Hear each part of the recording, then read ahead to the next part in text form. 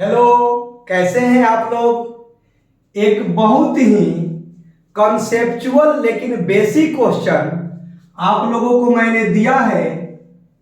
4 cos 20 degree minus square root 3 into cot 20 degree का value बताना है, उसका मान बताना है।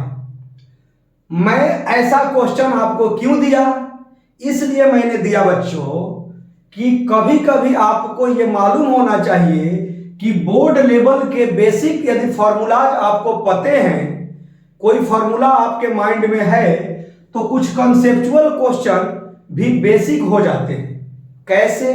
तो ध्यान से देखिए, 2 sin theta into cos theta कितना पढ़े थे? sin 2 थीटा बेसिक, या sin 2 थीटा बराबर कितना जी? 2 sin theta into cos theta.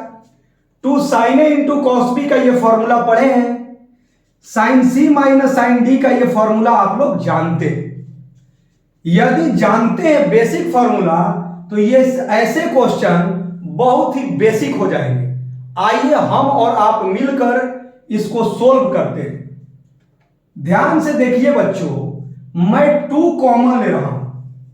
क्यों कॉमन ले रहा हूं मैं डिस्कस करूंगा।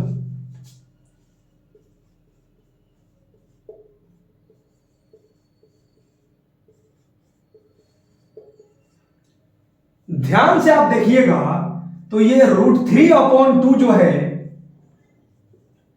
इसको हम लोग sin 60 लिख सकते हैं। क्यों ऐसा कर रहे हैं? क्योंकि जो cot 20 है बच्चों, वो हो जाएगा कितना जी? cos 20/sin 20 हो जाएगा। दिक्कत तो नहीं है। और इसमें से कोई ना कोई एक फॉर्मूला पर अरेंज हो जाएगा। ध्यान से आप लोग केवल देखते जाइएगा। इसको मैंने लिख दिया sin 60।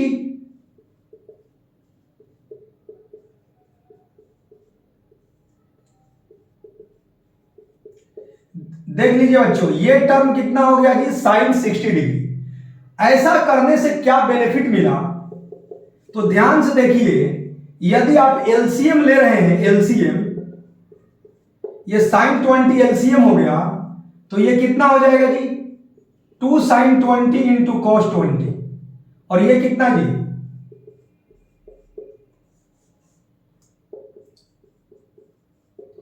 ध्यान से देखिएगा तो ये फॉर्मूला नंबर 1 का यूज हो गया, 2 sin theta into cos theta sin 2 theta.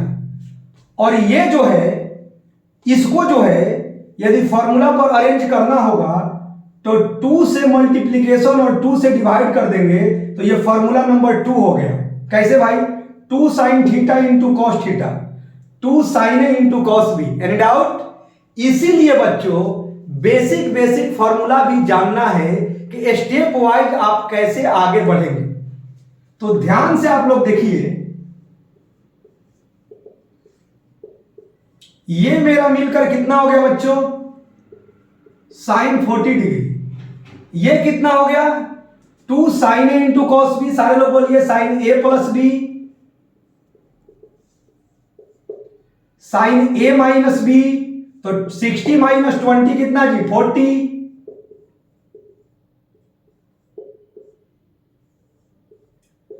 अब आप एलसीएम यदि लेते हैं तो 2 sin 40 में से एक 40 चला जाएगा, तो कितना होगा भाई?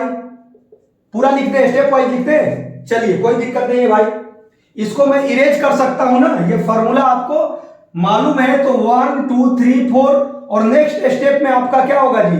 इसका सॉल्यूशन मिल जाएगा। तो ध्यान से देखिए बच्चों,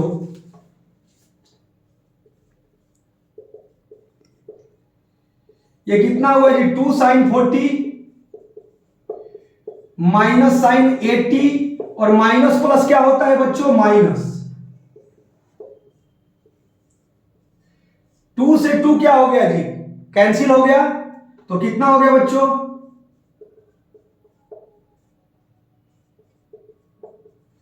ये दोनों मिलकर sin 40 और माइनस sin 80। यदि आपको sin c minus sin d का फॉर्मूला मालूम है, तो इस क्वेश्चन का जो फाइनल आंसर है आपको मिल जाएगा।